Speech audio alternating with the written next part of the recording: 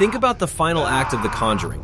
Ed Warren, this barrel-chested, fast-talking, absolutely unshakable ghost hunter, is kneeling on the ground holding his possessed wife, screaming her name into her face, while a 300-year-old witch tries to murder a mother in front of her children. It's chaos. It's terrifying. And somehow, it works. Lorraine breaks through. The possession ends. The family is saved. The Warrens drive home together. It's one of the most emotionally satisfying horror endings of the last 2 decades. But here's what's been eating at me. The film shows us very clearly, very deliberately, that Bathsheba had been targeting Lorraine from the beginning. Not Carolyn Perron, not the children. Lorraine, the clairvoyant, the woman whose spiritual sensitivity made her the most powerful person in that house, and simultaneously, the most exposed. So my question isn't crazy. My question is actually the most logical question anyone could ask about this film. What if Bathsheba stopped playing the long game and took Lorraine first? Yes, we're going there. Not Carolyn, not one of the girls, Lorraine Warren. The woman whose gift was the Warrens' greatest weapon becomes Bathsheba's greatest weapon instead. And suddenly, Ed Warren isn't a ghost hunter anymore. He's a man who has to perform an exorcism on the woman he has loved for 20 years. Welcome to the MiniFlicks multiverse, where we take the movie you love, find the one thread the director left hanging, and pull it until everything unravels. Let's build the alternate timeline. The point of divergence is precise. It's not the ending, it's not even the middle. It's the scene in the Perron basement when Lorraine is alone, when she sees the vision of Bathsheba standing behind Carolyn Perron in the rocking chair, when the full psychic weight of that entity hits her like a wall. In the original film, Lorraine pulls back, she retreats. She's shaken, but she survives the contact. In our timeline, she doesn't pull back fast enough. Bathsheba, ancient and patient and furious at being seen so clearly, doesn't let go. That's the split second, right there. Everything that follows is different. Now, before anyone says, that's a stretch, Bathsheba was after the Perron family, not the Warrens, I need you to stay with me, because the canon actually supports this completely. Lorraine Warren, in the film's own logic, is described as a true clairvoyant, not a sensitive, not someone who gets bad feelings in old houses, a clairvoyant, someone who makes genuine psychic contact with the entities she investigates. Father Gordon himself warns Ed that every case takes something out of Lorraine, that the exposure is cumulative, that one day she's going to look too long at something that looks back. And Bathsheba is not a random ghost. She is a deliberate, intelligent, centuries-old entity who has been using human hosts as instruments since 1863. She doesn't just possess people, she selects them. She possessed Carolyn Perron because Carolyn was vulnerable, isolated, and physically present on her land. But Lorraine?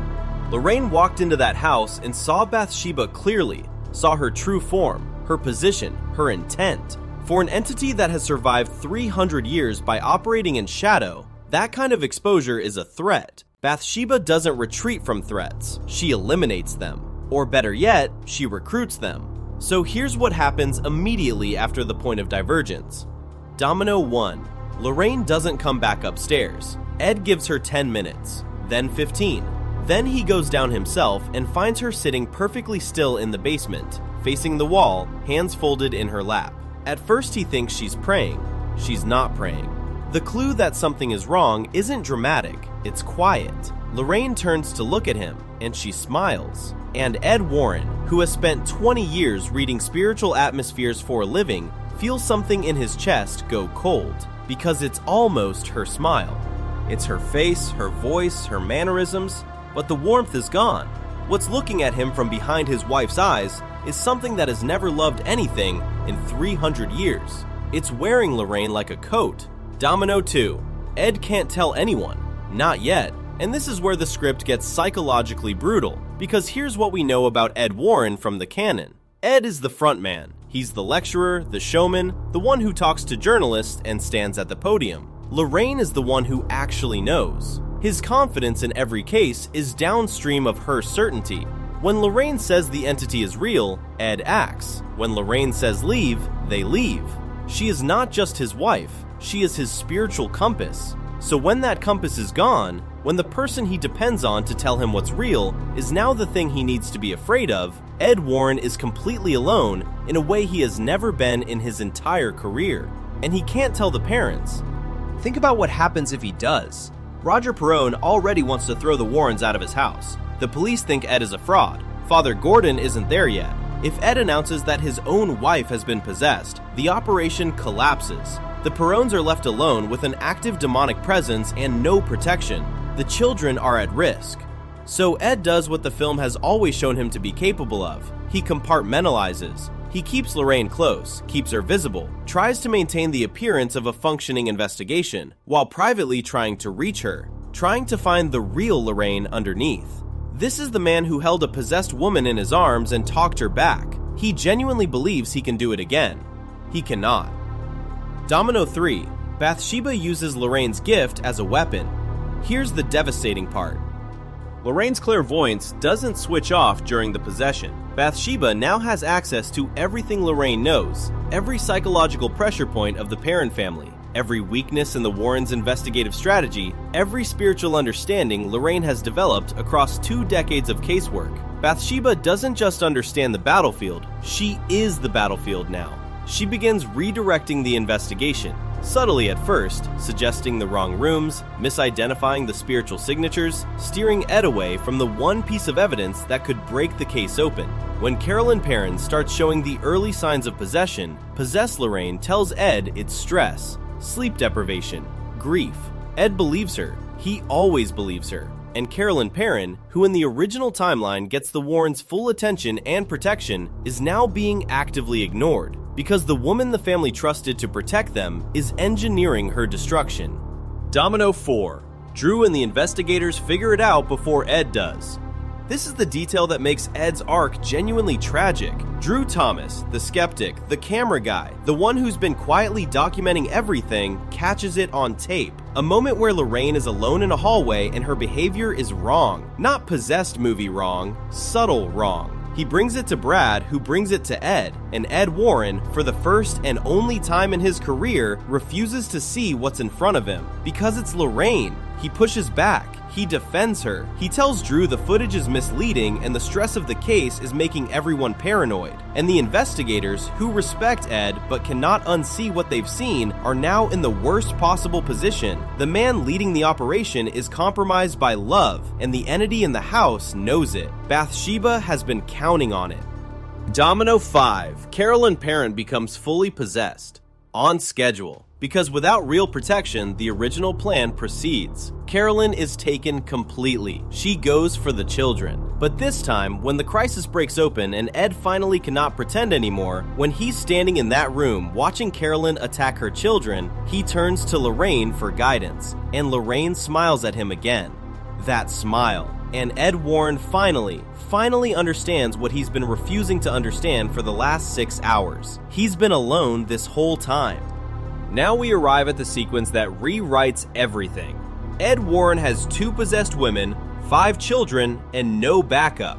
Father Gordon arrives. This is canonical, he was always coming. But the situation he walks into is nothing like what was described in the phone call. He came prepared for 1 exorcism. What he finds is 2. And one of them is wearing the face of the most respected clairvoyant in American paranormal investigation. Father Gordon wants to treat both cases simultaneously. Contain Carolyn, begin the right on Lorraine. Standard triage. Ed refuses. Here's where the script becomes something genuinely new, because Ed Warren is not a priest. He's not bound by procedural theology. He is a man who has spent 20 years arguing that faith is personal, relational, specific, not institutional, and he makes a decision that Father Gordon thinks is insane. He's going to do Lorraine's exorcism himself, not because he's qualified, because Bathsheba chose Lorraine specifically to get to Ed. She weaponized the relationship. She understood that Ed's love for Lorraine was the fracture point. She has been exploiting it for hours, so Ed is going to use it back. He is going to reach past the possession, past Bathsheba's 300 years of hatred and hunger, and he is going to call Lorraine home the same way Lorraine called Carolyn home in the original timeline. With her name, with their history. with everything Bathsheba cannot replicate no matter how perfectly she mimics the surface. The climax is not a physical confrontation, it's a conversation. Ed kneels in front of his possessed wife, ignores everything Bathsheba is doing to his body through Lorraine. The screaming, the physical assault, the things she says in Lorraine's voice designed to break him, and he just talks. He talks about the first case they worked together. He talks about the drive home, the argument they had about whether the entity was demonic or residual. He talks about the coffee Lorraine makes that he pretends to like but actually hates. He talks about the morning after a particularly bad case, when he found her sitting in their kitchen in the dark at 3 a.m., and he sat with her without asking why because he already knew. He's not performing an exorcism, he's reconstructing a marriage. And the reason this works, the reason it's canonically defensible, is because this is exactly what Lorraine's gift has always been. She doesn't overpower evil, she makes contact. She finds the specific human frequency underneath the spiritual noise, and she holds on to it. Ed is doing it in reverse. He's sending the signal instead of receiving it. Bathsheba fights back hard. She escalates. She uses everything: Lorraine's voice, Lorraine's memories, Lorraine's deepest fears weaponized and thrown at Ed like knives. She tells him things about Lorraine that only Lorraine would know. She tells him things designed to make him doubt whether the real Lorraine was ever who he thought she was. This is what 300 years of possession teaches you. You don't just take the body, you poison the relationship so the host has nowhere to return to. But Ed Warren doesn't move. Meanwhile, Father Gordon, alone with Carolyn Perron, is performing the canonical exorcism. The children are upstairs. Roger Perron is holding the house together by willpower alone. The two battles are running in parallel, cutting between them. Father Gordon's formal rite escalating while Ed's completely informal, deeply personal reclamation of his wife is happening 6 feet away.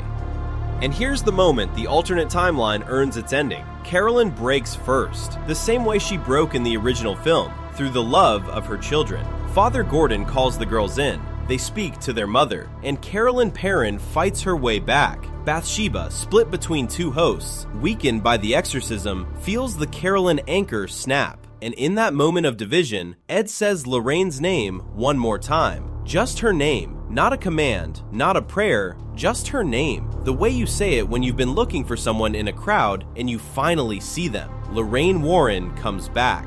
But here's what the original film didn't have to deal with. When Lorraine opens her eyes, the real Lorraine, fully returned, she remembers everything. She remembers being Bathsheba. She remembers what she did in that body, what she said in that voice to the people who trusted her, what she directed Bathsheba to do to Carolyn Perron while wearing her face. She remembers the 6 hours she just spent dismantling everything the Warrens came to that house to build. In the original film, Carolyn Perron has no memory of the possession. The mercy of it is the amnesia. Lorraine gets no such mercy. Because Lorraine is a clairvoyant, her mind doesn't protect itself the way a normal person's would. She absorbed every second of it. The Conjuring ends with the Warrens driving home together, windows down, music playing. Warmth, relief, victory. Our timeline ends with Ed driving in silence and Lorraine in the passenger seat, staring at the road ahead. Not traumatized in the way horror films usually show trauma, completely still, completely quiet, because she is processing the specific horror of having been a weapon aimed at someone she loves. And Ed reaches over and takes her hand, and she doesn't pull away. But the camera holds on Lorraine's face, and for just a moment, before she closes her eyes, we see it. She's wondering if she'll ever fully know whether Bathsheba is really gone, or whether some small shadow of 300 years of hunger is still somewhere in the architecture of her gift. That is the Conjuring universe with one thread pulled. So what does this alternate timeline actually prove? It proves that the Warrens' greatest strength and their greatest vulnerability are the exact same thing. In the original Conjuring, their partnership is what makes them unstoppable. Ed's conviction, Lorraine's sight, and 20 years of absolute trust in each other. That combination is the weapon Bathsheba cannot defeat. But a weapon that powerful cuts in every direction. Bathsheba, in our timeline, didn't attack the Warrens. She didn't need to. She just redirected them. She took the thing Ed relied on most and pointed it back at him. And Ed Warren, who has stood in rooms full of genuine evil without blinking, spent 6 hours paralyzed by love. That's not a weakness, that's a profoundly human failure. And it's the kind of failure that the original film hints at but never fully explores. Because in the original film, Lorraine survives intact, and the cost of what they do never fully lands. In our timeline, the cost lands. Lorraine Warren carries Bathsheba home with her. Not in her body, Bathsheba is gone, but in her memory, in her gift, in the question she will ask herself every time she looks too long at something dark and wonders whether she's seeing it or whether it's seeing her. That question is the real haunting, and that is what this film was always actually about. So here's what I want to know from you. If you were Ed Warren, standing in that room with Lorraine possessed, with Father Gordon ready to perform the rite, would you trust the institution? Let the priest handle it and step back? Or would you do what Ed did in our timeline? Throw out every protocol, kneel on the floor, and try to call your wife back with nothing but her name and 20 years of shared history? Because I'll tell you this, the right answer and the human answer are not the same thing. Drop it in the comments, I read every single one. And hey, that's just a theory. A MiniFlicks theory. Thanks for watching.